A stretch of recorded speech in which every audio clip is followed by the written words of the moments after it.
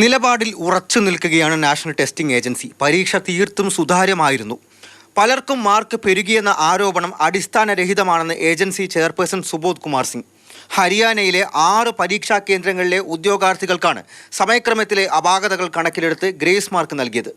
അതും സുപ്രീം കോടതിയുടെ നേരത്തെയുള്ള നിർദ്ദേശങ്ങൾ അനുസരിച്ച് CCTV അടക്കം പരിഗണനയിലെടുത്തായിരുന്നു നടപടി. ഗ്രേസ് മാർക്ക് നൽകിയതോടെ 44 വിദ്യാർത്ഥികൾക്ക് കൂടി 720-ൽ 720 മാർക്കും ലഭിച്ചു.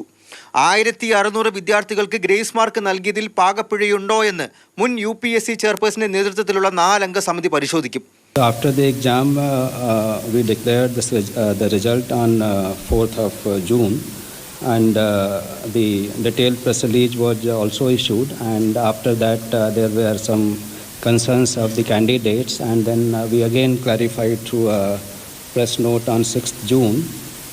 So the details were shared by the NTA. NTA is a very transparent organization. And സമിതിയുടെ റിപ്പോർട്ടിന്റെ അടിസ്ഥാനത്തിൽ തുടർ നടപടികൾ സ്വീകരിക്കും.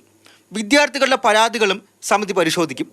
ഹരിയാനയിലെ ഒരേ പരീക്ഷാ സെന്ററിലെ 6 വിദ്യാർത്ഥികൾക്കടക്കം 720 മാർക്ക് ലഭിച്ചത് വിവാദമായിരുന്നു. തുടർന്നാണ് പരീക്ഷയിൽ അപാകത എന്ന ആരോപണം ഉയർന്നത്. സുപ്രീം കോടതിയുടെ മേൽനോട്ടത്തിൽ അന്വേഷണം വേണമെന്നാണ് കോൺഗ്രസ് ആവശ്യപ്പെട്ടിരിക്കുന്നത്. പരീക്ഷ വീണ്ടും നടത്തുന്നതിലടക്കം സമിതി റിപ്പോർട്ട് നിർണായകമാകും. മാതൃഭൂമി ന്യൂസ്, ഡൽഹി.